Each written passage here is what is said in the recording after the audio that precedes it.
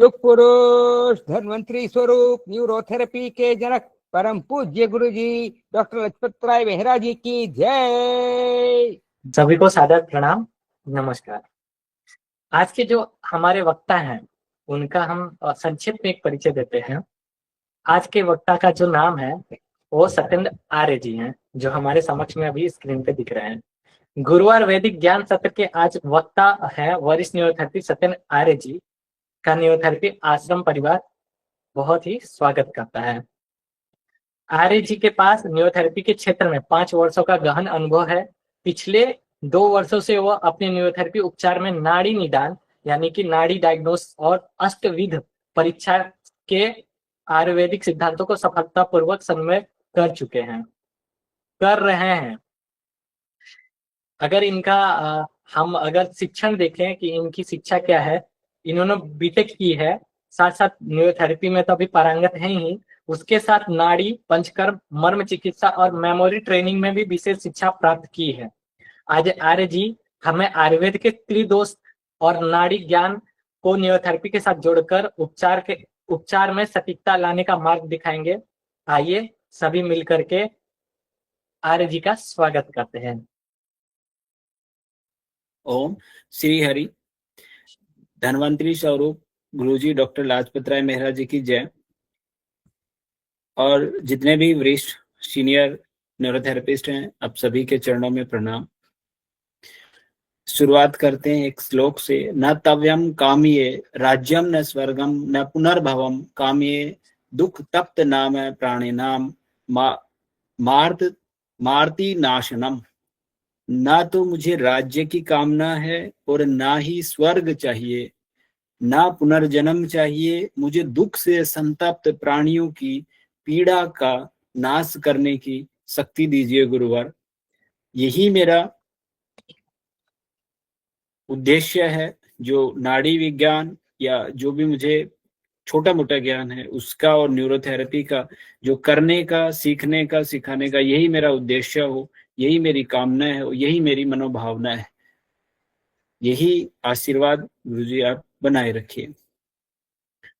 आज हम हमारे जो वैदिक ज्ञान जो सनातन है वहां से चलता हुआ जो लगभग 2 अरब वर्ष पुराना है, वो आयुर्वेद को हमारा जो है उससे निकला हुआ, जो वेद से निकला हुआ आयुर्वेद है, जो जिसकी बदौलत हमारा देश विश्व गुरु रहा है।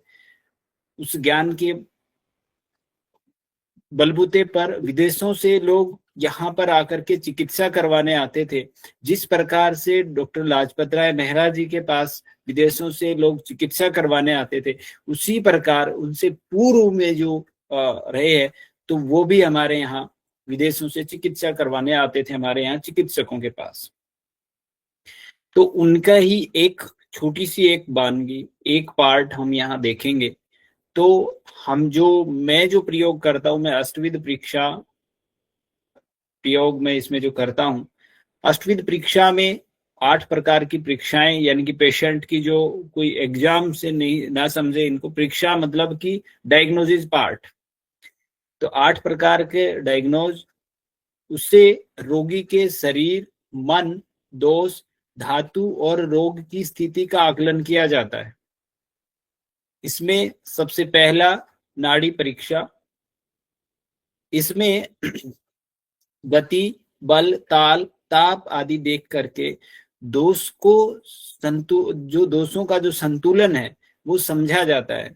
वात पित्त कफ के अनुसार नाड़ी की विशेषताएं जो बदलती हैं वो समझते हैं। उसके अनुसार मैं इसमें कल का ही एक एग्जाम्पल आपको मैं बताऊंगा कि कल एक मेरे पास एक पेशेंट आए थे हिसार से, वो किसी ने भेजा था। तो उनको रूमेटॉइड अर्थराइटिस है और रूमेटॉइड अर्थराइटिस भी बहुत हाई लेवल पे है। उनका 250 के आसपास था। अभी वो कहीं से दवाइयां ले रहे थे तो उससे उनका 220 के आसपास आया। जब वो आए तो मैंने उनका नाड़ी देखा, तो मैंने कहा कि इनका तो बोन डिजेनरेट हो रहा है। तो वो इस बात को नहीं समझ पाए। तो फिर और थोड़ा डीप में जाके देखा तो मैंने कहा कि इनको एवीएन है और इनकी जो स्पाइन का जो लोअर पार्ट है वो इनका डिजनरेट हो चुका है, गल चुका है।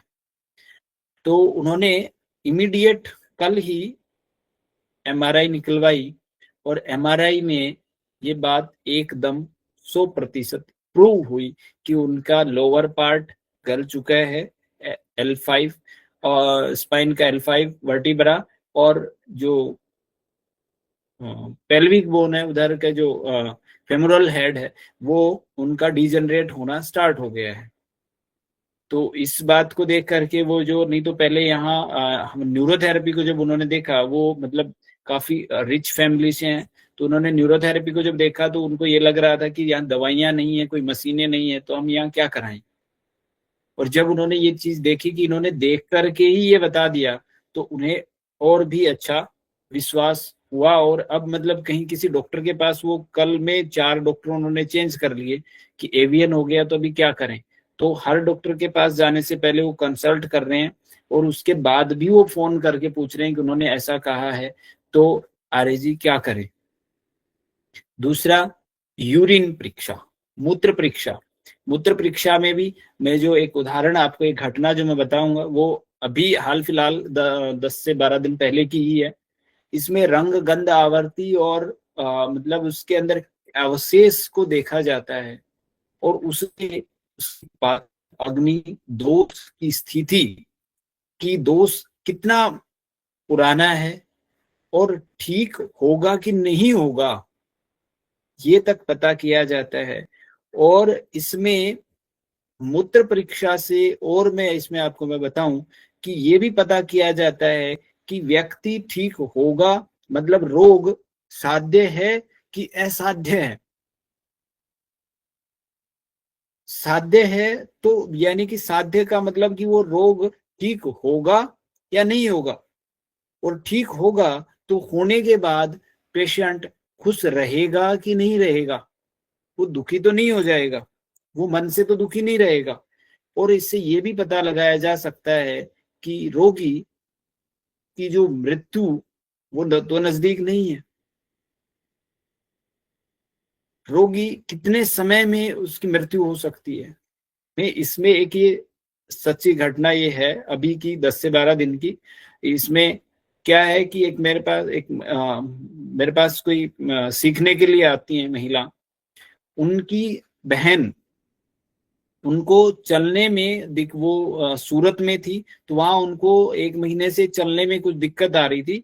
तो उन्होंने मेरे पास कॉल किया, जो मेरे पास महिला आती है, उन्होंने कि सर ऐसे ऐसे मेरी सिस्टर को दिक्कत है, उनको चलने में दिक्कत है। मैंने कहा उनका वीडियो मंगाइए और उनको बुलाइए। तो जब वो आए तो मैं देखा, तो मैंने कहा कि इनको सिर में कोई गांठ है, इनका प्रॉपर डायग्नोज कराओ। तो जो महिला मेरे पास आती है नीलम, उन्होंने कहा सर आप ट्रीटमेंट कर दीजिए। मैंने उनको साफ मना किया कि आप ट्रीटमेंट के बजाय पहले आप प्रॉपर डायग्नोज कराओ, इनको ये ट्यूमर है। तो वो किसी और से पहले से दवाइयां भी ले रहे थे, जो मतलब ऐसे ही जो कहीं भी बैठ के और या कुछ भी ऐसी दवाइयां जो आयुर्वेदिक दवाइयां जो बोल के जो देते हैं, है ना, वो बीएमएस डॉक्टर वगैरह तो नहीं है, लेकिन वो आयुर्वेदिक दवाइयां दे रहे हैं, तो उनको वो पैरालिसिस की दवाइयां दे रहे हैं। फिर मैंने उनको कहा, उन्होंने तो ये मान रखा था कि इनको लकवा है, पैरालिसिस है। मैंने उनको मना किया। फिर उन्होंने यहाँ भिवानी के एक हॉस्पिटल में 10 दिन तक ग्लोबल हॉस्पिटल में जो है एडमिट रखा, लेकिन कुछ सोल्यूशन नहीं हुआ। फिर वो गुड़गांव लेके गए, वहां पर गुरुग्राम में मेदांता हॉस्पिटल में वो लेके गए। वहां पर उन्होंने 4 दिन में एक डायग्नोज किया कि इनको ब्रेन ट्यूमर है, और 5 दिन की दवाइयां दे करके उनको भेज दिया। उनको बोला कि ये 3 या 4 दिन की हैं, आप इनको घर ले जाओ। वो फिर जब मतलब संतुष्टि नहीं मिली, उनको किसी और हॉस्पिटल में लेके गए, वहां पर भी उन्होंने मतलब नहीं बात बनी। फिर उन्होंने किसी सांसद या किसी पॉलिटिक्स का मतलब वहां पर जो है अप्रोच लगाया, तो वो एम्स लेके गए। वहां पर भी उन्होंने ये डायग्नोज करके बताया कि 1-2 दिन की मेहमान है। उन्होंने वो कंटिन्यू मेरे से कांटेक्ट में थे। तो फिर मेरे को अचानक में ध्यान आया और मैंने उन्हें कहा कि आप यूरिन टेस्ट करिए। बल्कि हमारे पास कोई मशीन नहीं है। मैंने कहा मशीन है आपके पास, और मैंने उनको जो भी उसकी प्रक्रिया थी यूरिन टेस्ट की वो हमको बताऊंगा, मैंने उनको बताई। तो उसमें फिर उन्होंने करके मेरे को बताया कि ऐसा ऐसा हुआ है। तो उस बेसिस पे मैंने उन्हें कहा कि इनको कुछ नहीं होगा और ये 100% ठीक रहेंगी, स्वस्थ रहेंगी, कुछ नहीं होने वाला है। आप जो मर्जी इनको दवाई दिलवाओ या जो भी, मतलब बिल्कुल, मैंने उन्हें ये भी कहा था बिल्कुल ही गलत दवाई दे दी जो बिल्कुल ऑपोजिट है तो रिस्क है, लेकिन यदि ठीक दवाई है तो वो दवाई इनको नुकसान नहीं करेगी और ये स्वस्थ होंगी, 100% स्वस्थ होंगी। तो उन्होंने इस बात पर विश्वास करके, और जो मेरे पास नीलम आती है, वो जब वो सारा वो दिन में जो पेशेंट आते हैं और जो उनका डायग्नोज या उनकी जो बातें सुनती है, उनका ट्रीटमेंट सुनती है, तो उन्हें इतना विश्वास हो रखा है कि यदि सर ने बोल दिया तो उन्होंने, मतलब उनके जो सिस्टर थी और उनके जिया जी थे, उनको बोला कि यदि बोल दिया तो आप मतलब इनका ये कराओ। तो उन्होंने उस बेस पे वो आरवी हॉस्पिटल है गुड़गांव में, तो वहां पर वो लेके गए। उन्होंने 20 लाख रुपए का कुछ बोला कि इनका ये लगेगा, खर्च आएगा। तो उन्होंने उसका ट्यूमर निकलवा दिया। डॉक्टरों ने मतलब पहले ही लिखवा लिया था, कि पहले ही बोल भी रहे थे कि इनका कोई सॉल्यूशन नहीं है, आप जबरदस्त करा रहे हो। लेकिन उन्होंने जबरदस्ती करके और ट्यूमर निकालने के लिए बोला। उन्होंने, डॉक्टर ने ऑपरेट कर दिया, 60% ट्यूमर निकाल दिया। और सबसे मजे की बात यह है कि वो जैसे ही ओटी से बाहर आई, ऑपरेशन थिएटर से, वो मतलब उसके 2 घंटे बाद ही उन्होंने बोलना शुरू कर दिया था और उनकी याददाश्त एकदम पहले की जैसी थी। और मतलब डॉक्टरों ने पहले ये बोला था कि कोमा में चली जाएगी, आप मत कराओ, लेकिन उन्होंने मतलब उस बात को एकदम एक साइड करके कि आप करो, जो होगा वो हमारे पेशेंट के साथ होगा। तो मतलब यूरिन परीक्षा इतनी स्ट्रोंग है आयुर्वेद की कि हम उससे मृत्यु तक जान सकते हैं। मैं इसका एक पार्ट ये कि वो साध्य है कि नहीं है, मैं उसके बारे में आपको मैं बताना चाहूंगा। ठीक है, कि कैसे करते हैं। ठीक है, और ये हमारे लिए महत्वपूर्ण क्यों हो जाती है। सब गुरुजनों को, सब सीनियर्स को पता है कि हमारे पास जो ऑक्यूपेशनल थेरेपी जितनी भी हैं, उन सबके पास पेशेंट जब आता है जब वो लास्ट स्टेज होती है या उसकी हर जगह से आस छूट चुकी होती है, मोस्टली पेशेंट। क्या आचार्य जी सही कह रहा हूं मैं? एकदम सही, एकदम सही, करेक्ट है ये। और अब हमारे जो न्यूरोथेरेपिस्ट होते हैं, अब गुरुजी का जो नॉलेज है, गुरुजी का जो ज्ञान है, और जो आप लोगों का जो सीनियर्स का जो मोटिवेशन जो हमें मिलता है, वो हमें उस लेवल पे रखता है, एकदम हाई लेवल पे। हम किसी भी पेशेंट को बोल देते हैं कि ये 100% सही होगा, ठीक हो जाएगा। लेकिन उसकी जो एज जो है, मतलब वो बोलते हैं ना कि उसके सांस कितने हैं कितने नहीं है, हमें नहीं पता होता। तो यदि बाई मिस्टेक वो हमारे पास आया, अभी मेरे से रिसेंटली में 3 घटनाएं और भी आपको मैं बताऊंगा इसमें, कि मैंने यूरिन टेस्ट के थ्रू उनको अवॉइड किया और वो चेंज हो गया मान। तो हमें उनसे बचना है, ताकि मतलब बहुत बार पेशेंट के साथ गलत हो जाता है। तो यदि वो हमारे पास आया, हम ट्रीटमेंट कर रहे हैं और ऐसा हो गया, तो उसमें मतलब आगे हो या ना हो कुछ भी, मतलब पेशेंट करे या ना, उसके फैमिली करे या ना करे, जो कुछ भी होता है पुलिस कोर्ट कचहरी वगैरह का, ठीक है, वो ना हो। लेकिन उसमें नाम खराब होने वाली बात हो जाती है। किसी दूसरे व्यक्ति को नहीं पता होता कि वो हुआ क्यों, उसकी बीमारी क्या थी, ठीक है, लेकिन वो उसमें हमारा नाम खराब हो जाता है कि उसके वहां ऐसा हो गया। तो पेशेंट मतलब यदि दूसरे को पता चलता है तो वो डरता है। ठीक है, तो इसलिए हमें सेफ जोन में रहना चाहिए। एक मेरे पास एक कैंसर पेशेंट आया था, वो लेके आए, मैंने उनका यूरिन टेस्ट उनको साथ लेके ही बोला कि आप लेके आना है इनका। ठीक है, तो वो लेके आए। मैंने यहाँ आने के बाद चेक किया, तो वो शाम मेरे पास 3 बजे के आसपास आए थे। मैंने 3 बजे ही उनका यूरिन टेस्ट मैंने किया, उनको बोल दिया था कि लेके आना है। वो लेके आए तो किया, तो मैंने उसी दिन सेम टाइम मैंने उनको बोल दिया कि आप इनको लेके चले जाओ, मेरे पास कोई सॉल्यूशन नहीं है। और वो व्यक्ति वो वहां से लेके चले गए और वो रात को 2-2:30 बजे के आसपास एक्सपायर हो गए। एक और व्यक्ति थे ऐसे ही, वो लेके आ गए यहाँ, रात को उन्होंने रखा। वो कोई जानकार थे, तो मैंने वो बोल के हम रात को यहाँ ठहर लेंगे। मैंने कहा ठीक है। मैंने रात को उनको ट्रीटमेंट भी दिया। फिर मैंने उनका जो है ना सुबह में अर्ली मॉर्निंग उनका यूरिन टेस्ट किया। यूरिन टेस्ट किया तो उसमें जो मतलब जिसमें ये होता है कि जिसमें शो करता है कि व्यक्ति की मतलब उम्र अभी और नहीं है, सांस और नहीं है, तो वो वाले सिम्टम उसमें आए। तो मैंने उनको इमीडिएट गाड़ी बुला के और मैंने कहा कि आप इनको घर ले जाओ, और मेरे को कहीं बाहर जाना पड़ेगा, ठीक है, आप इनको घर ले जाओ और सेवा करो, ठीक है, या फिर किसी और हॉस्पिटल में आप ले जाओ, मेरे पास से इसका समाधान नहीं होगा।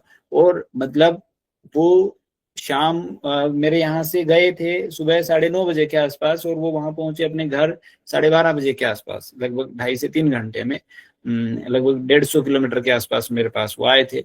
तो वो जब वो वहां पहुंचे तो उनके शाम के समय ही जो है वो स्वर्गवास उनका हो गया। तो मतलब ये इतनी इम्पोर्टेंट हो जाती है नाड़ी परीक्षा और मूत्र परीक्षा। तो ये पहला पार्ट की साध्य है कि नहीं है, इसके बारे में मैं आपको जानकारी में देता हूँ। इसके और कई सारे पार्ट हैं, दिशाएं हैं और आकृति हैं, रंग वगैरह बहुत सारी चीजें हैं, ठीक है। तो एक पार्ट हम साध्य है कि नहीं है उसका एक पार्ट हम करते हैं। करनी कैसे है? मूत्र परीक्षा के लिए जो भी रोगी है सुबह, ठीक है, उनकी मतलब यानी कि फर्स्ट जब वो यूरिन पास करते हैं तो पहला यूरिन छोड़ देना है, और लास्ट का मिडल पार्ट जो मतलब बीच का जो यूरिन है वही हमें लेना है।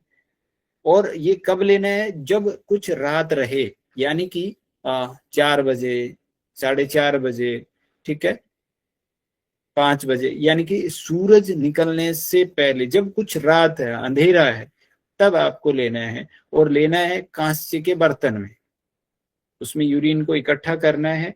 और जब थोड़ा सा दिन चढ़े, यानी कि उसको इकट्ठा करके रख लेंगे, और जब थोड़ा दिन चढ़ेगा यानी कि सूरज निकलेगा, तब उसमें कड़वे तेल की एक बूंद डालनी, यानी कि अरंडी का तेल ले सकते हो, तो कड़वा तेल जो भी है कड़वे तेल का, तो मैंने एक एग्जांपल आपको दिया अरंडी का तेल, उसमें एक बूंद उसमें डालनी है आपको कांस्य के पात्र में।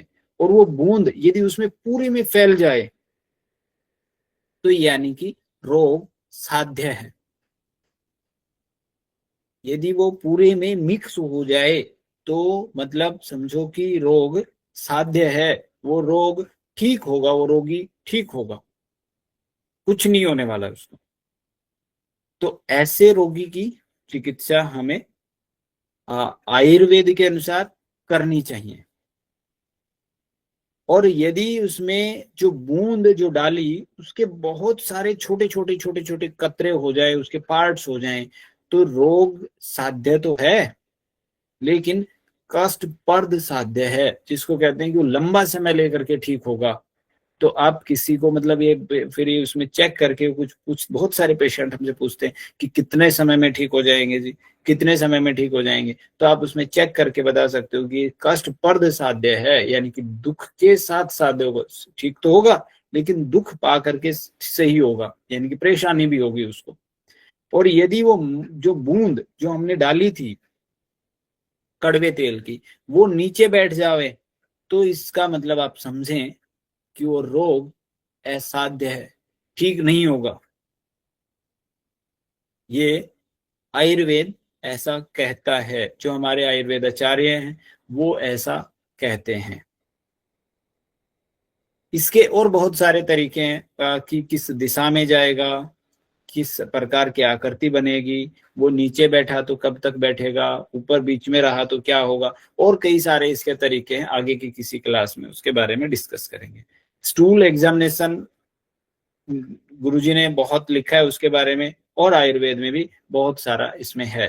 टंग डायग्नोसिस भी इसमें हम देखते हैं, उसमें जीवा के ऊपर पपड़ी कैसी है, ग्रे हरे रंग की है, पीले कलर की है, सफेद की है, काली है, कैसी है, उसका रंग कैसा है, नमी है कि नहीं है, सूखी है, पतली है, मोटी है, वो सारी स्थिति देख करके अंदर का जो स्वास्थ्य का जो मिरर है उसका हम पता लगा सकते हैं। स्पीच वॉइस शब्द परीक्षा, कि शब्द किस प्रकार का है, उसके बोलने में खराश आ रही है, शार्पनेस है, धीरे बोल रहा है, कंपन के साथ बोल रहा है, कमजोरी के साथ बोल रहा है, ठीक है, हवा किस प्रकार की आ रही है, तो उससे वात पित्त और कफ की समस्या का पता लगाया जा सकता है। स्पर्श टच, जो हमारे जो सीनियर्स न्यूरोथेरेपी में बहुत सारे करते हैं कि टच करके कि गर्म है कि ठंडा है ना, उधर नमी तो हाथ पे नमी तो महसूस नहीं, हाथ ऐसे लगा के देखा तो कुछ कुछ लोगों को देखेंगे तो सूखा सूखा हाथ लगेगा, कुछ कुछ लोगों का देखेंगे तो एकदम गीला गीला सा हाथ लगेगा, किसी के हाथ ठंडे होते हैं, किसी के वीडीआर क्लास में आचार्य जी ने बताया था कि हाथ ठंडे पैर गर्म है ना, या दोनों चीजें ठंडी दोनों चीजें गर्म, तो ये स्पर्श परीक्षा के अंदर आता है कि तो उसमें उससे वात पित्त कफ का असंतुलन का पता चलता है। विजन दृश्य देख करके कैसे कि उसके पूरे शरीर का निरीक्षण करना, रंग कैसा है, आकार कैसा है, चाल कैसी है, बैठ कैसे रहा है, आंखें कैसी हैं, त्वचा कैसी है, बाल कैसे हैं, नाखून कैसे हैं, ये सब चीजें, उसके अंदर कमजोरी है, सूजन है, पीलिया है, ब्लड का क्या मामला है, वो सारी चीजें आपको बता सकता है, बताता है। फिर आकृति की परीक्षा, शरीर की बनावट कैसी है, स्थिरता कैसी है, फेस पे कांति है कि नहीं है, वजन कितना है, शरीर की ग्रोथ कैसी है, वो सारी चीजें, बल आयु रोग प्रतिरोधकता का अंदाजा हम लगा सकते हैं। तो ये अष्टविध परीक्षा के अंदर आता है।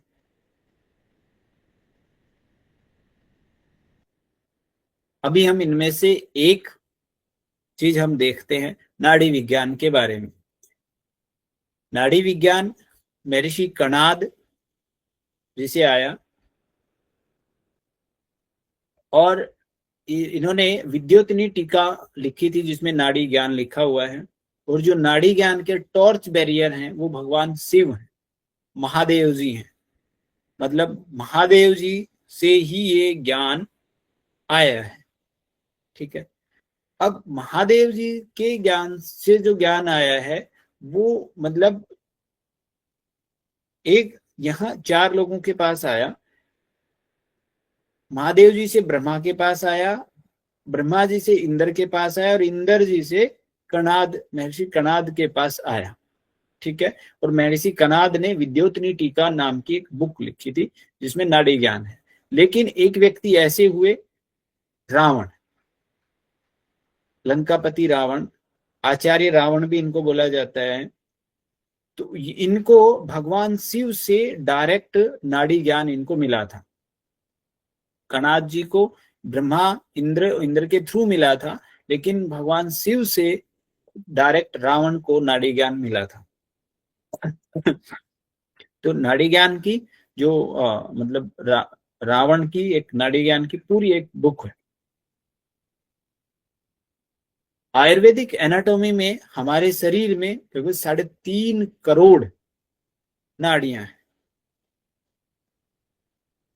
ये हमारे शरीर में उपस्थित हैं 3.5 करोड़।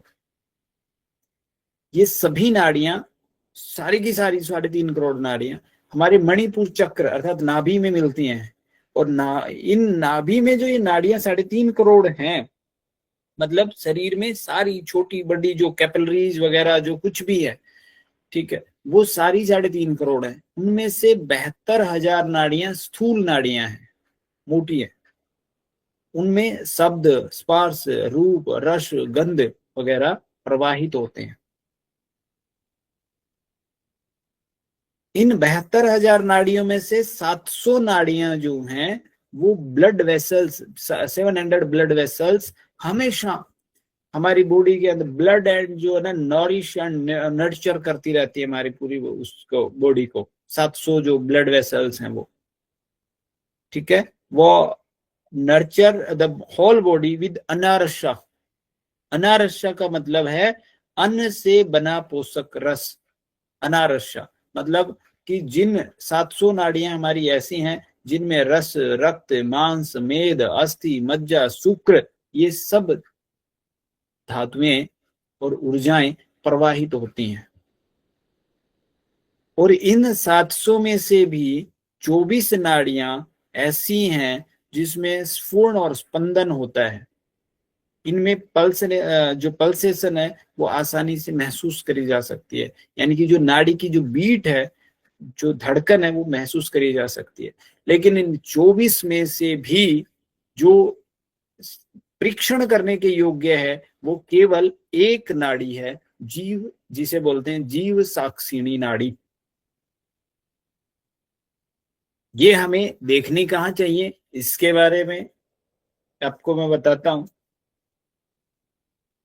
पुरुष के राइट हाथ में हमें देखनी है। अच्छा, हमारा जो हाथ होगा वो चाहे महिला की नाड़ी देखें या पुरुष की देखें, राइट हैंड ही होगा। हमें लेफ्ट हैंड से नहीं देखनी है, राइट हैंड से देखनी है। पुरुष की राइट हैंड की नाड़ी, महिला की लेफ्ट हैंड की नाड़ी। ठीक है, इस नाड़ी से आप, नाड़ी का जो महत्व है वो नाड़ी से वात, पित्त, कफ, द्वंद्व, सन्निपात, रक्त, रस, धातु या रोगी की साध्य असाध्य का ज्ञान आप प्राप्त कर सकते हैं। ये बहुत ही महत्वपूर्ण है। पिछले 2 साल में मैंने इसका अनुभव किया और बहुत अच्छा इसका जो है अनुभव रहा है। और मैं जो है इसको एक और छोटा सा एक प्रयास में कर रहा हूँ कि इसको नाड़ी से मॉडर्न साइंस में क्या क्या ब्लड में चेंजेज होते हैं।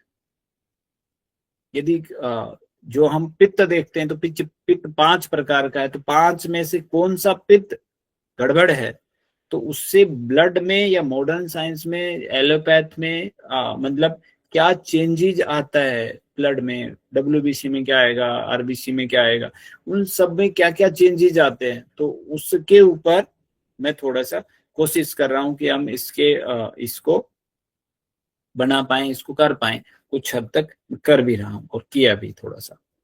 ठीक है जी, नाड़ी कहाँ चेक करनी है ये तो आपको पता चल गया। अब हाथ कैसे रखना है, ऐसे आपको हाथ रखना है।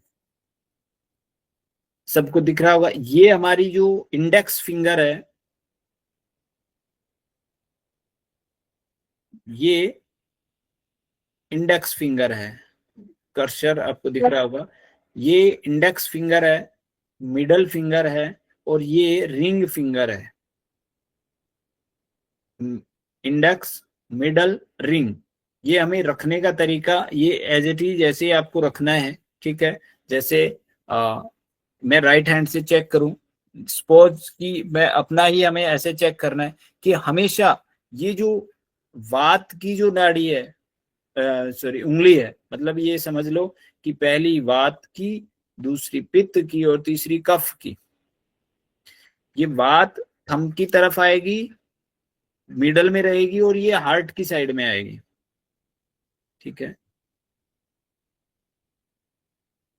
इसका देखने का तरीका आगे थोड़ा सा आगे मैं बताता हूं आपको।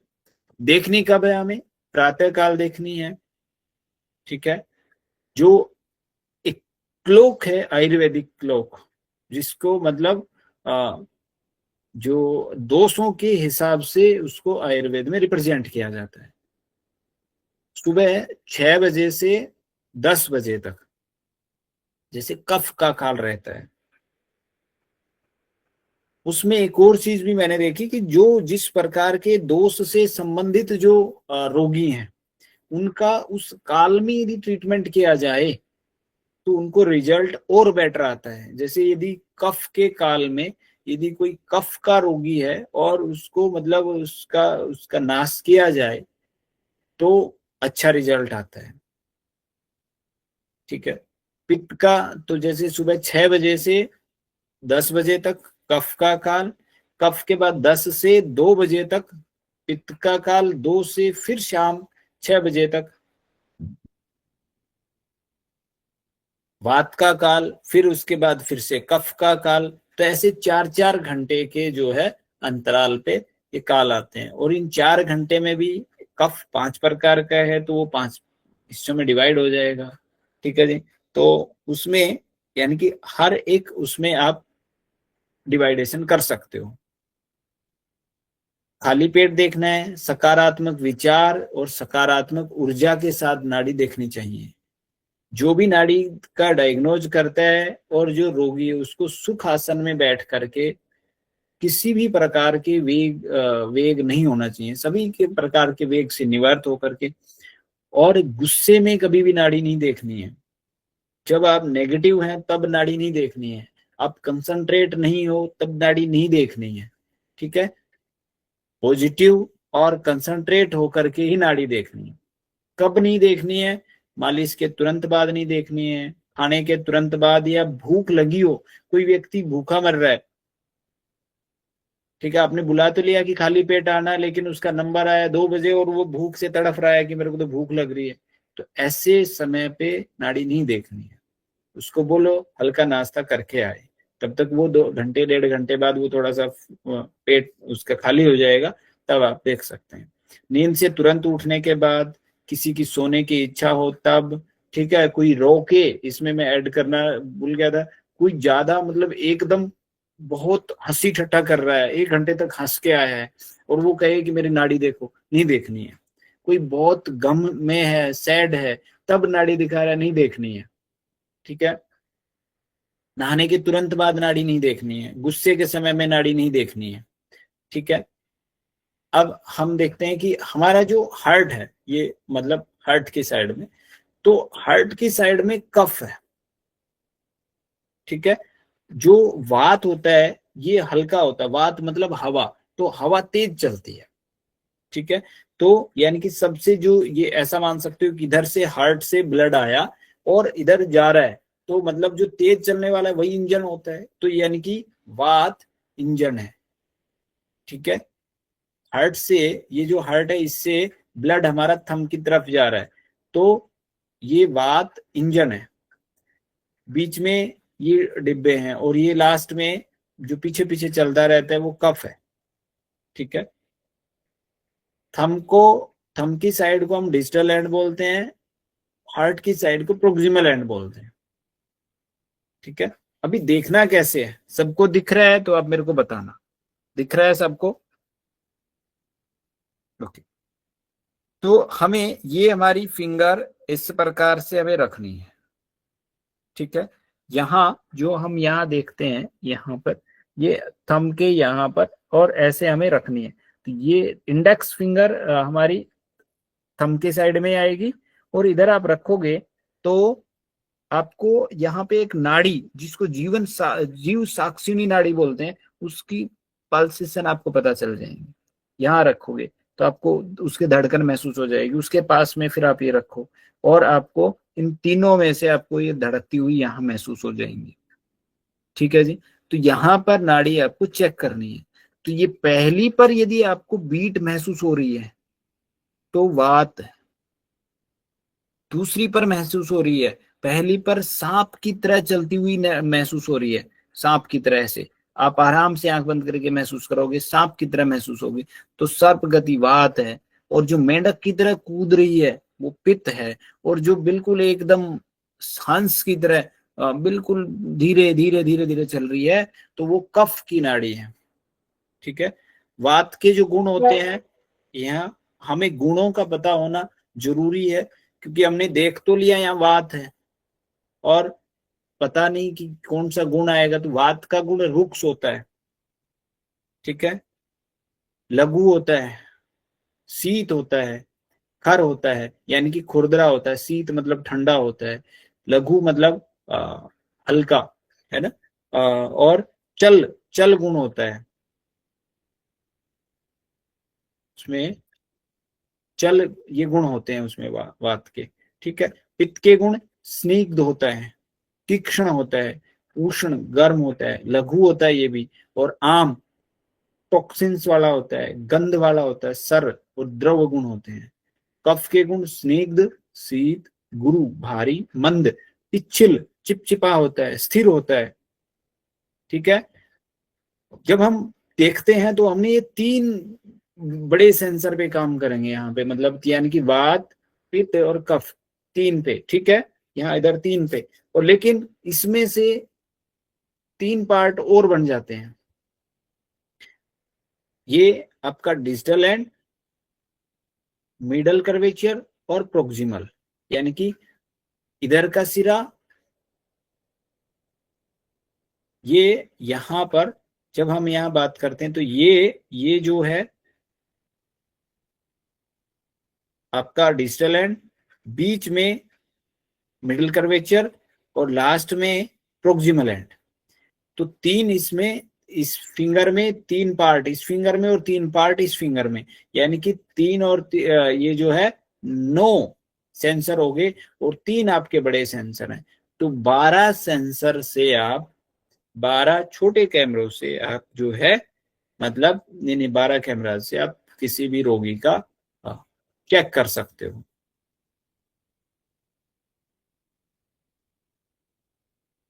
किसकी दोष क्या है। अब ये जो नाड़ी है ये 7 लेवल पे चेक करी जाती है, ठीक है। 7 लेवल पे मैं पहला और 7वां लेवल आपको बताता हूं। जो पहला, दूसरा और तीसरा, ठीक है जी, यहाँ हम मतलब ये लेफ्ट और राइट हैंड पे हम चेक करते हैं।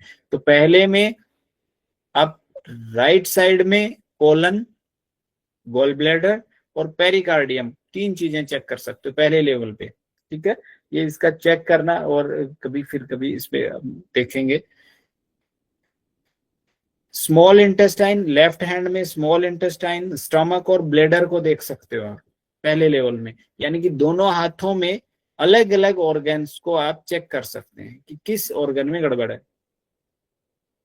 7th लेवल में आप लंग्स, राइट हैंड में लीवर और वात पित्त कफ का जो सर्कुलेशन है वो देख सकते हो,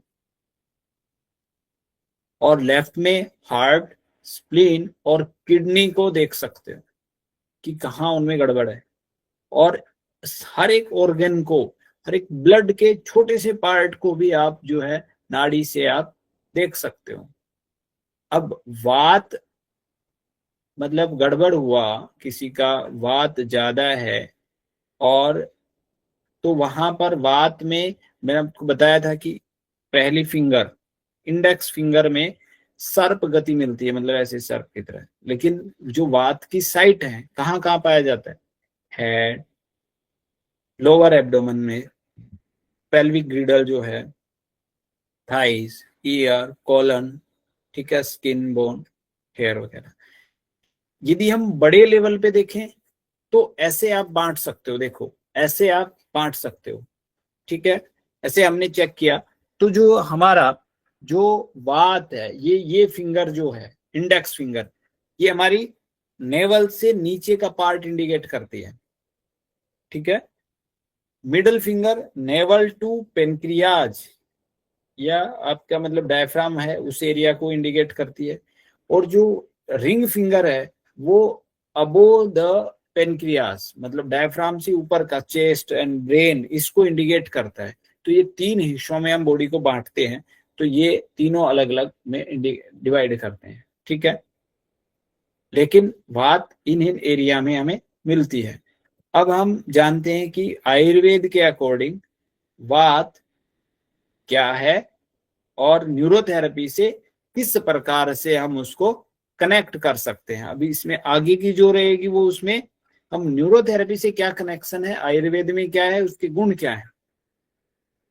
तो आयुर्वेद में वात जो है हमारा जो पंच महाभूत से शरीर मिलके बना है, उसको कोई डिनाई नहीं कर सकता, पंच महाभूत को, ठीक है। तो उससे मिलकर के बना है, तो उसमें जो वात तत्व है वो जो है वायु प्लस आकाश, एयर प्लस एथर से मिलके बना है। इसका स्थान आपको मैंने अभी दिखाया, बड़ी आंत, हड्डियां, कान, नर्व सिस्टम, जोड़ वगैरह, ठीक है। क्योंकि जब वात बढ़ता है तो जोड़ों में दर्द आता है, रूमेटॉइड आर्थराइटिस जैसे, ठीक है। नर्वस सिस्टम, इसमें जो रुकावट, जो गुरुजी ने जो पहली जो क्लास ली थी उसमें रुकावट के बारे में कि नर्व्स में जो है रुकावट आ जाती है, तो वो वात की वजह से आती है नर्वस सिस्टम में, यानी कि आयुर्वेद की भाषा में बात करें तो वात की वजह से। आगे इसमें आपको आएगा, बताऊंगा। वात का गुण सूखा, हल्का, चलायमान, ठीक है। अब वात यदि बढ़ेगा, यदि किसी में वात बढ़ेगा तो उसको क्या क्या रोग आएंगे, गैस, कब्ज, घबराहट, कंपकपी, नींद ना आना, कमजोरी लगेगी, दर्द होगा, हाथ पैर ठंडे होंगे, जोड़ों में दर्द होगा, और जो ज्वाइंट वो चरचर करेंगे, चिरचिराहट, नींद, वजन तेजी से कम होगा, चिंता रहेगी। वो मेडिटेशन नहीं कर सकता ऐसा व्यक्ति।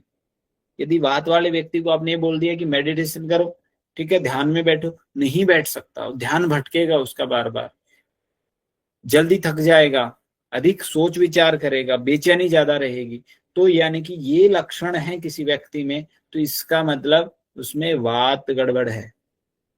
आगे क्या करेंगे हम, उसके ट्रीटमेंट क्या करेंगे। और यदि किसी में वात कम हो गया, वात बढ़ेगा, बढ़ सकता है तो कम भी तो हो सकता है।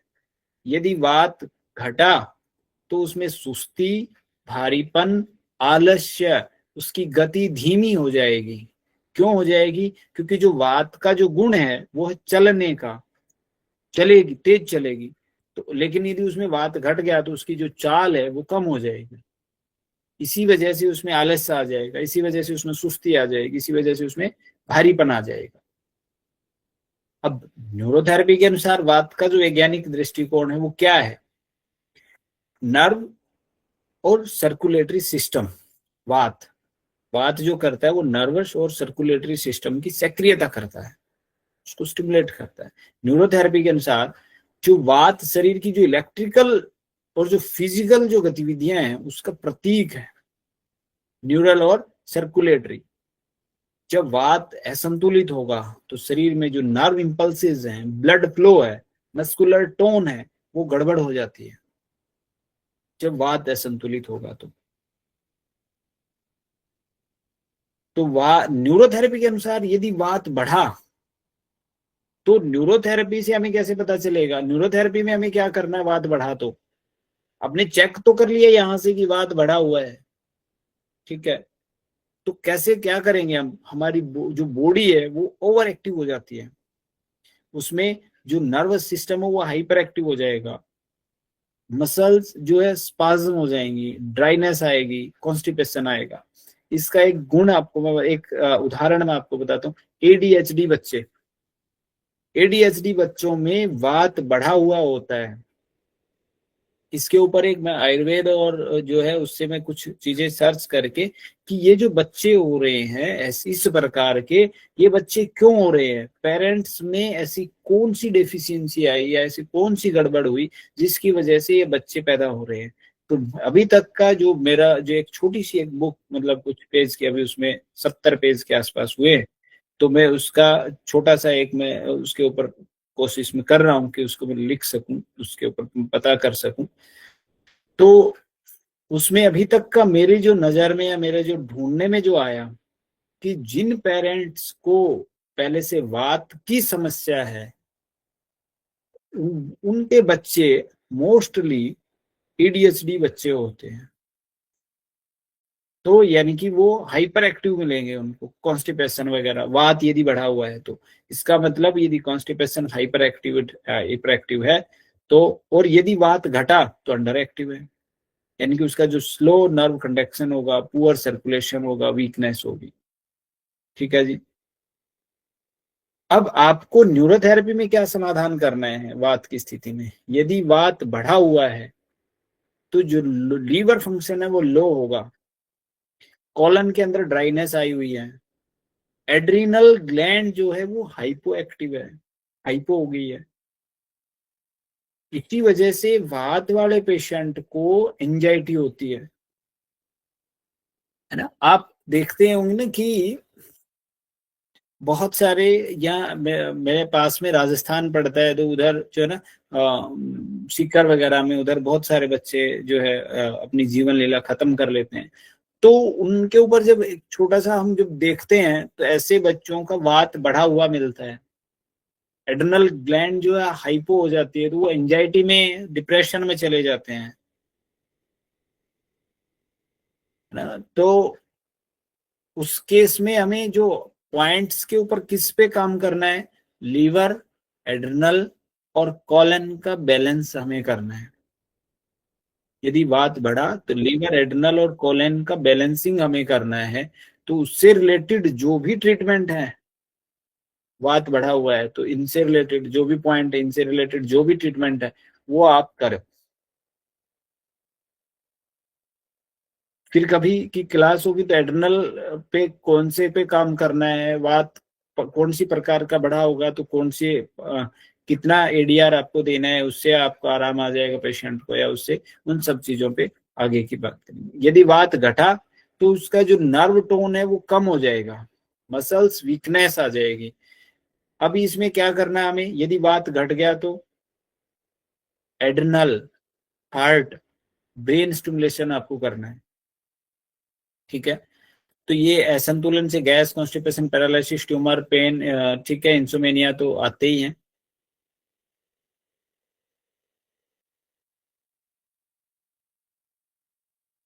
अब ये इसमें क्या क्या अंग क्या काम करेंगे, लीवर क्या करता है, सर्कुलेशन, मेटाबॉलिज्म को सुधारता है, रेगुलेट करता है, ठीक है। एड्रेनल ग्लैंड नर्व स्ट्रेंथ करती है, एनर्जी देती है, फियर एंजाइटी को कम करती है। कॉलन जो है वात का प्रमुख स्थान है, ड्राइनेस तो, और हार्ट और ब्रेन ये सर्कुलेशन, नर्व कंडक्शन को सुधारते हैं, हाथ पैर की ठंडक, सुनपन को घटाते हैं। इसमें डाइट क्या कर सकते हो आप, ठीक है जी। नेक्स्ट, पित्त। पित्त में मंडूक गति मिलती है। मंडूक गति का मतलब कि जो हमारी जो मिडल फिंगर है वो ऐसे जंप करती है, जैसे मंडूक मतलब कि मेंढक की तरह ऐसे जंप करती है ऐसे, ठीक है। जिन व्यक्तियों का पित्त हाई होता है ऐसे व्यक्तियों का जज्बा हाई रहता है।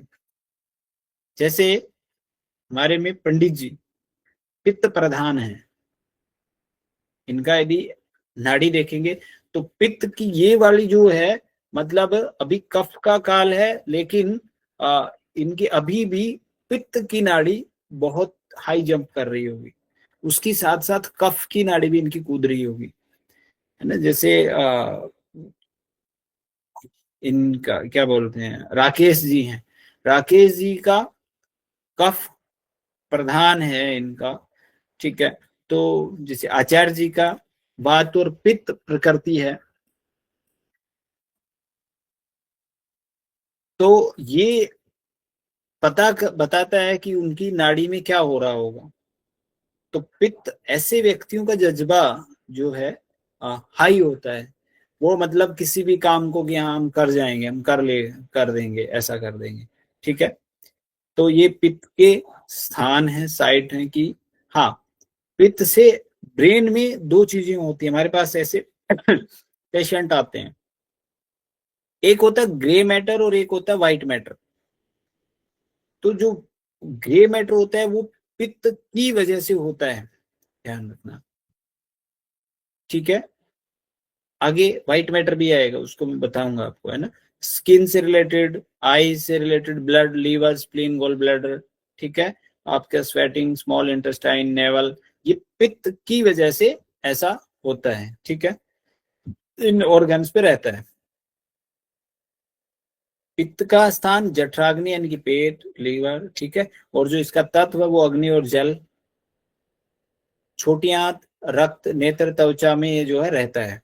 और इसका गुण है गर्म, तीक्ष्ण, दर्व, अम्लीय यानी कि एसिडिक, ठीक है। एसिडिक मतलब, हाँ एक और चीज मैं भूल गया था, वात में आपको, मतलब वात प्रकृति का कोई व्यक्ति है तो न्यूरोथेरेपी में आपको एसिड मिलेगा कि अल्कली मिलेगा। न्यूरोथेरेपी में जिन व्यक्तियों का वात प्रधान है उन व्यक्तियों का कभी एसिड मिलेगा और कभी एल्कलाइन मिलेगा। किसी दिन चेक करोगे कि इधर दर्द है, किसी दिन चेक करोगे इधर दर्द है, दोनों में अलग अलग कंडीशन में मतलब उनका चेंज करता रहता है, क्योंकि चल गुण है ना इस वजह से उनका चेंज होता रहता है। तो वात में फिक्स नहीं होता है, ठीक है। पित्त में फिक्स होता है। जो पित्त का गुण है वो एसिडिक है, यानी कि पित्त बढ़ेगा तो एसिड बढ़ेगा, ठीक है। इसका जो मुख्य काम है पाचन, ताप नियंत्रण, बुद्धि, दृष्टि, त्वचा का रंग और हार्मोन का स्राव। और यदि ये बढ़ा तो जलन होगी, एसिडिटी होगा, चिड़चिड़ापन आएगा, पसीना, लालिमा, बुखार आएगा, ठीक है। घटा तो भूख की कमी, ठंडापन, ठीक है, डाइजेशन कमजोर, सुस्ती आएगी। अब न्यूरोथेरेपी में पित्त जो है शरीर का एसिडिक और मेटाबॉलिक सिस्टम है। शरीर में heat, enzyme, hormones, acid base का रेगुलेशन को दर्शाता है ये। ठीक है, यदि असंतुलित होता है पित्त तो शरीर में एसिडिक इन्वायरमेंट ओवर हीटिंग और इन्फ्लामेशन को बढ़ा देता है। यदि हमारी बॉडी में असंतुलित हुआ तो एसिडिक इन्वायरमेंट कर देगा, ओवर हीटिंग, यानी कि आपने किसी पेशेंट की ये देखा कि इस वाली उस पर मिडल जो फिंगर है आपकी, उस पर बहुत स्पाइक ऐसे धड़ाम धड़ाम लग रही है, टच हो रही है, कूद रही है ऐसी नाड़ी। ठीक है, तो यानी कि उसकी बॉडी एसिडिक है, उसमें पित्त बढ़ा हुआ है। ठीक है, ओवर हीटिंग है, इन्फ्लामेशन आ सकते है उसको। ठीक है, पित्त बढ़ेगा तो एसिडिक होगा, बॉडी में हीट होगी, लीवर ओवर एक्टिव होगा, एसिडिटी है ना, एंगर आएगा, इन्फ्लामेशन होगा। पित्त घटेगा तो लो मेटाबॉलिज्म होगा, पुअर डाइजेशन होगा, लो एपिटिएट होगा। कोई व्यक्ति ऐसा आता है कि मेरे को भूख का एहसास नहीं है, प्यास का एहसास नहीं है। ठीक है, तो यानी कि उसका पित्त कम है। न्यूरोथेरेपी से किस प्रकार से संबंधित है? पित्त यदि बढ़ गया तो बॉडी ओवर हीट करेगी, है ना, एसिड एक्सेस हो जाएगा। तो हमें cooling point, alkaline balancing point, kidney, pancreas, spleen के पॉइंट को यूज करना है। और यदि पित्त घट गया तो डाइजेशन वीक है, लो एंजाइम है, एक्टिविटी है ना, उसमें लीवर, स्टमक और पेनक्रियाज स्टिमुलेशन करना है। और पित्त से रोग क्या होंगे? Acidity, ulcer, anger, skin rashes, migraine, liver disorder वगैरह होंगे। अभी इसमें लीवर क्यों करना है हमें? लीवर का प्रमुख स्थान है ये पित्त का। Liver acid alkali balance, bile का प्रोडक्शन करना है। पेनक्रियाज ये एल्कलाइन एंजाइम सिक्रेशन करेगा, एसिडिटी को न्यूट्रल करता है।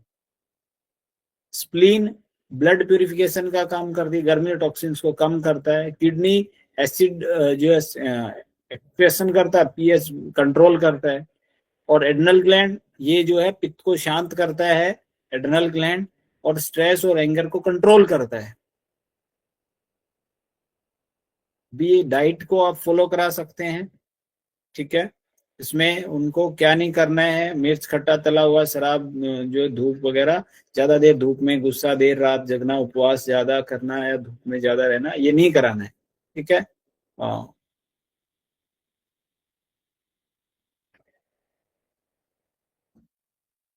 कफ, कफ की नाड़ी बहुत कठिनाई से पता चलती है। ये जो हमारी रिंग फिंगर है उससे कफ का पता चलता है। वो आप ऐसे चेक करेंगे, ऐसे में सबको दिख रहा होगा, ऐसे में। तो ये जो हमारी रिंग फिंगर है, ये जब यहाँ लगाएंगे तो ऐसे बहुत ऐसे नीचे भी चले जाएंगे ना, ऐसे पूरा गड़ा देंगे तो भी बहुत हल्की सी महसूस होगी। मतलब जिस व्यक्ति में कफ ज्यादा है उसकी तो ये महसूस ही नहीं होगी ये वाली नाड़ी। और जिसकी महसूस हो रही है उसमें यदि कफ की नाड़ी किसी को मिलती है, उसमें वात की तरह मतलब ऐसे स्पाइक कर रही है कफ की नाड़ी, ये रिंग फिंगर के नीचे, उनको, ऐसे व्यक्तियों को अस्थि, आयुर्वेद की भाषा में बात करें तो अस्थि मतलब से संबंधित, यानी कि बोन से रिलेटेड प्रॉब्लम मिलेगी। उसमें क्या होता है कि कफ की जगह पर वात घुस गया है, तो यानी कि जो बॉडी के अंदर जो लुब्रिकेशन का जो काम करना चाहिए था वात, कफ को, वो उसमें उधर सूखा आ गया है। तो ऐसे व्यक्तियों को डिजेनरेटिव चेंज जल्दी आते हैं, उनको डिजेनरेटिव चेंज होंगे। ठीक है, यदि उस स्थिति को नहीं सुधारा गया तो आप, यदि कोई पेशेंट ऐसा आता है कि उसको आज डिजेनरेटिव चेंज नहीं है या उसको, तो आप उसका चेक करके ये बता सकते हो कि आपको ऐसी समय पर या आगे आने वाले समय में इस प्रकार की समस्याएं आ सकती हैं। या फिर आपने नाड़ी देखी और उसका पता चल गया आपको कि उसको डिजेनरेटिव चेंज है, उसके पास रिपोर्ट नहीं है।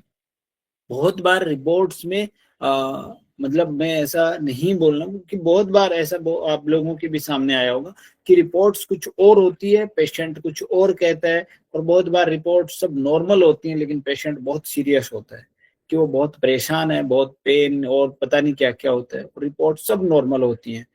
ठीक है, तो हम इसको चेक करके न्यूरोथेरेपी से ट्रीटमेंट कर सकते हैं। कफ की साइट, हाँ, एक आपने पीछे देखा था ग्रे मैटर, अभी कफ में ब्रेन में व्हाइट मैटर हो जाता है, तो व्हाइट मैटर यानी कि उस व्यक्ति का कफ बढ़ा हुआ है। अब यदि किसी व्यक्ति को ग्रे मैटर है तो आपने जो पित्त में जो खाना चाहिए वो चीजें खाने के लिए उसको बोलना है, और जो चीजें नहीं खानी चाहिए वो नहीं खानी है। क्यों? क्योंकि जो वो खाएगा तो उससे उसकी वो चीजें बढ़ेंगी, पित्त बढ़ेगा तो उसकी प्रॉब्लम बढ़ती जाएगी, और हम क्या सोचेंगे हम ट्रीटमेंट कर रहे हैं और रिजल्ट हमारा स्लो है या नहीं है या कम है, जो भी है।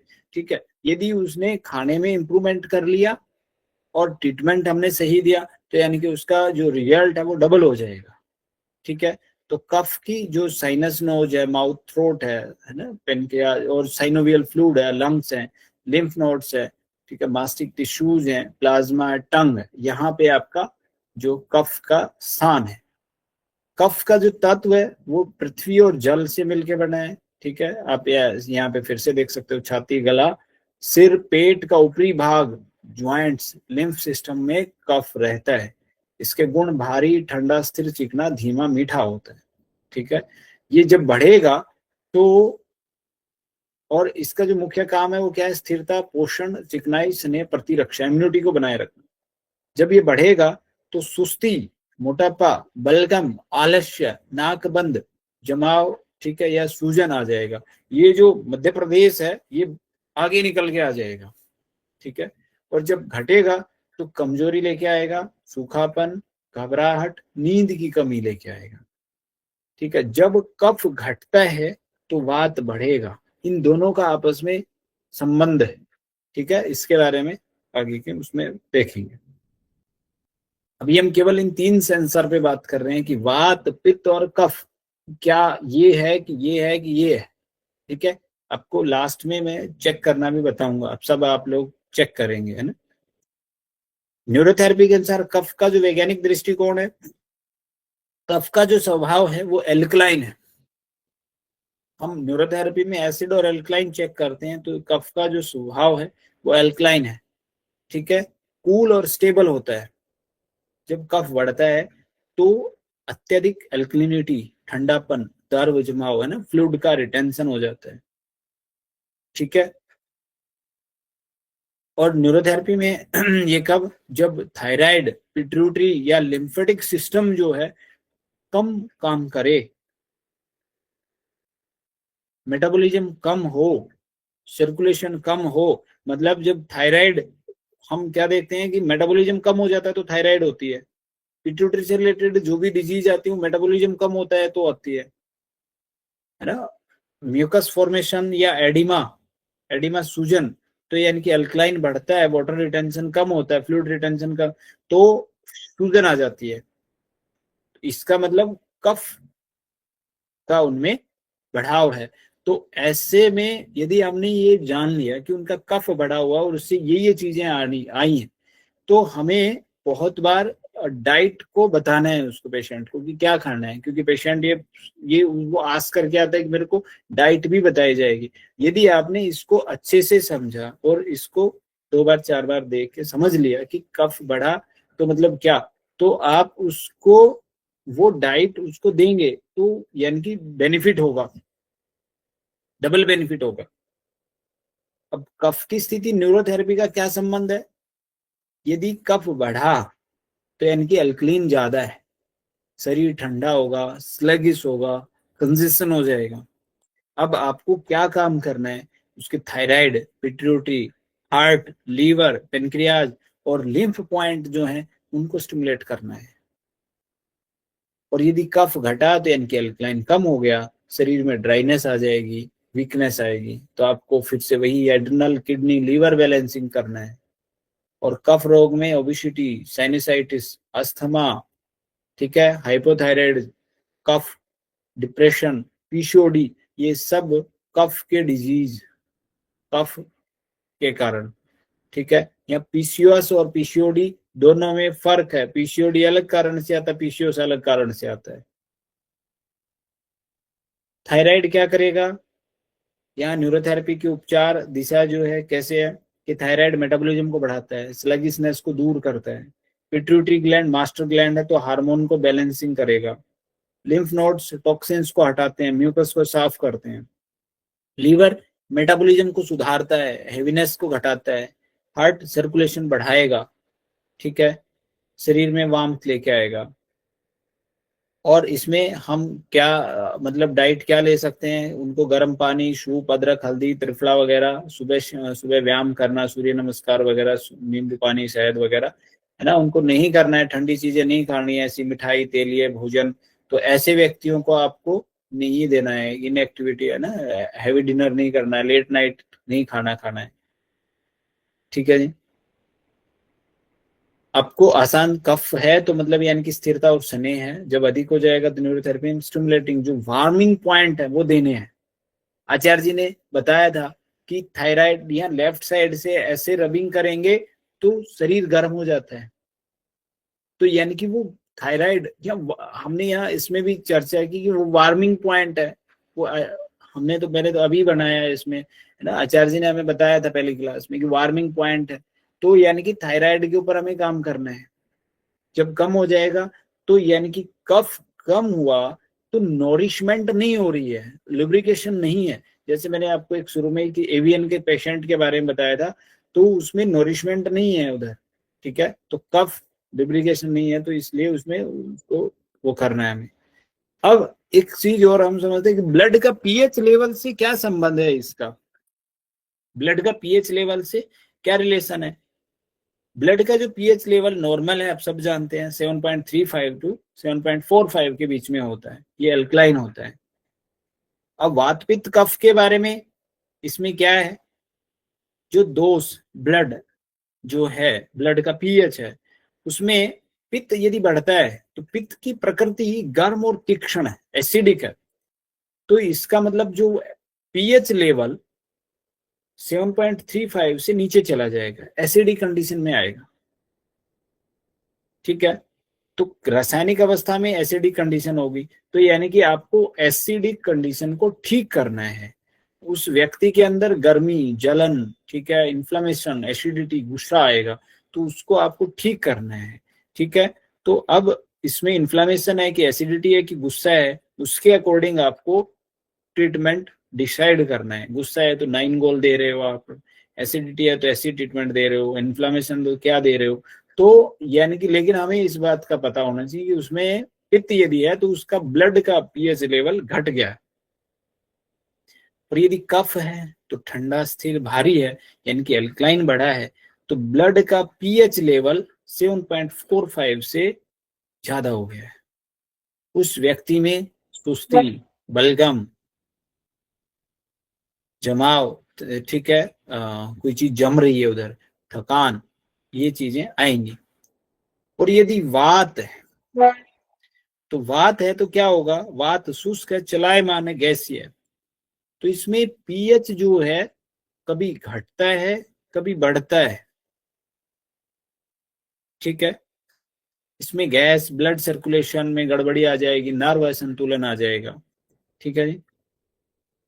तो ये ब्लड के पीएच लेवल से रिलेशन था।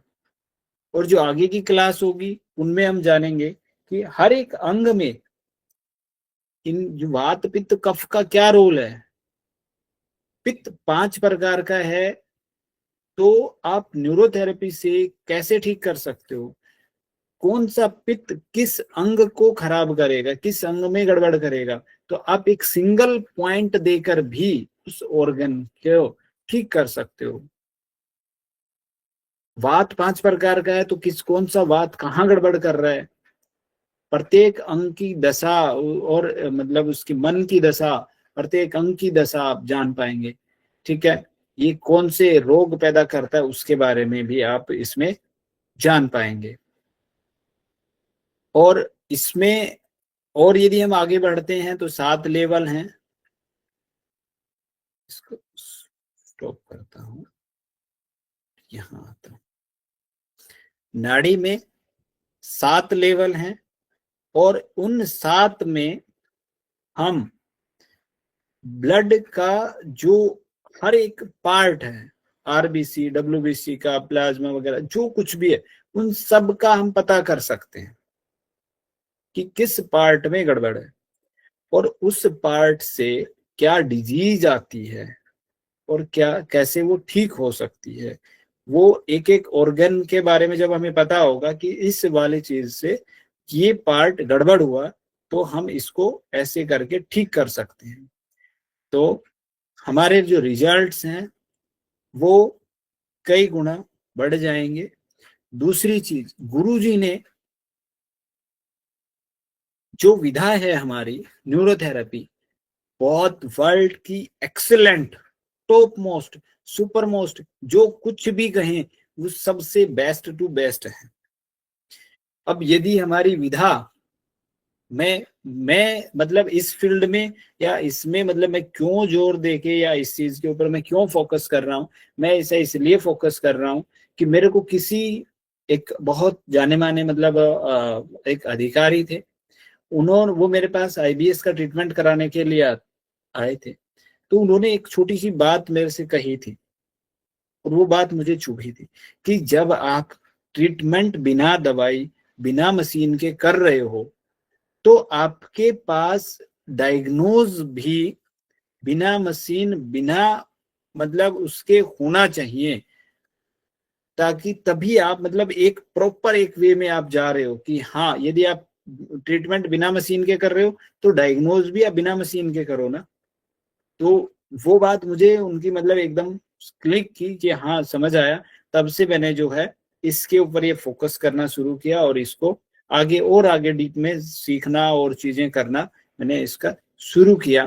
तो वहां से जो है मैं उनका नाम सुनील है, वो डीआईओ हैं, तो मैं उनका बहुत बहुत धन्यवाद करता हूँ कि उन्होंने मतलब यहाँ तक उनको उनकी इस बात से सीखने के लिए मुझे मजबूर किया। और सबसे बड़ा धन्यवाद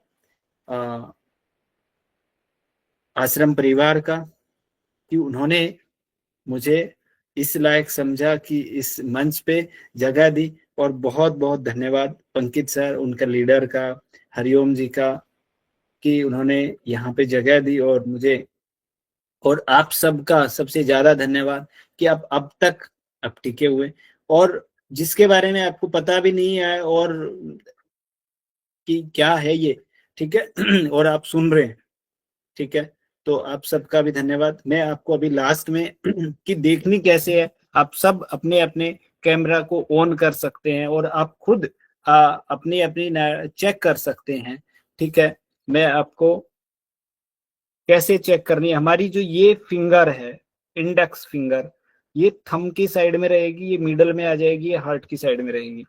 हमने यहाँ से जो अंगुष्ठ प्रमाण यहाँ आप रखेंगे तो यहाँ पर आपको बीट फील होगी नाड़ी की, फिर इसके पास में हमें ऐसे रखना है, ठीक है। और आप यहाँ चेक करेंगे कि तीनों धड़क रही होंगी, मतलब तीनों पे इस पे नाड़ी के पास में उंगलियों के आपको पता चलेगा। तो किस पर महसूस हो रही है, मतलब आपको जो वात में है वो सांप की तरह चलनी चाहिए, पित्त में मेंढक की तरह और कफ में स्वान की तरह, ठीक है। हाथ नहीं दिख रहा, अभी दिखा आपको? आपको ऐसे ये थंब की साइड में लगेगा, ये मिडल में और ये इधर, तो ऐसे आपको चेक करनी है, ठीक है। पेशेंट का राइट हैंड से ही चेक करना है आपको, ऐसे करके,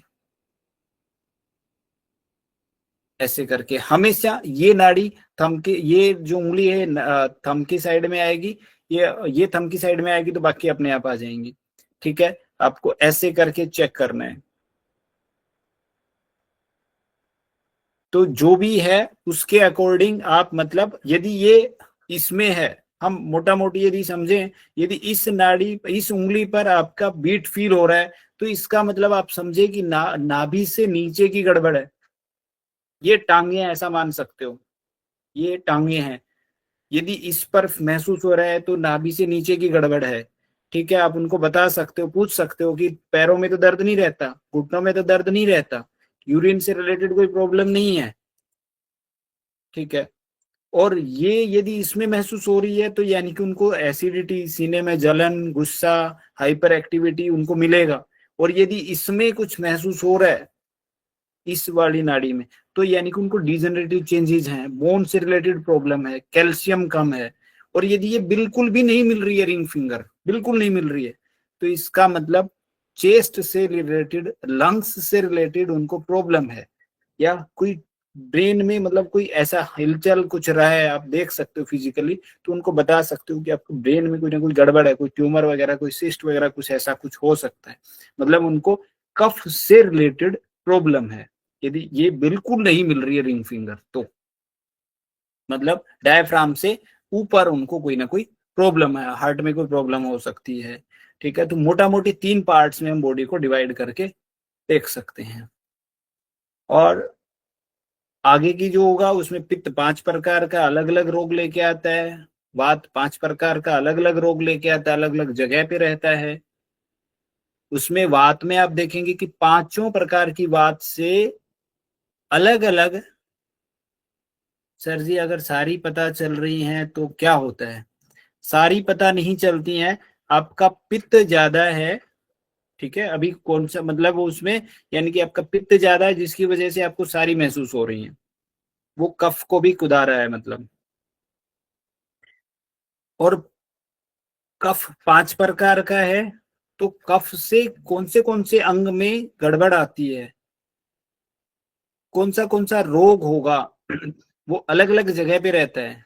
जैसे वात 5 प्रकार का है, तो मेरी नजर में जो कब्ज जो है, हम कब्ज के लिए न्यूरोथेरेपी में अलग अलग ट्रीटमेंट देते हैं।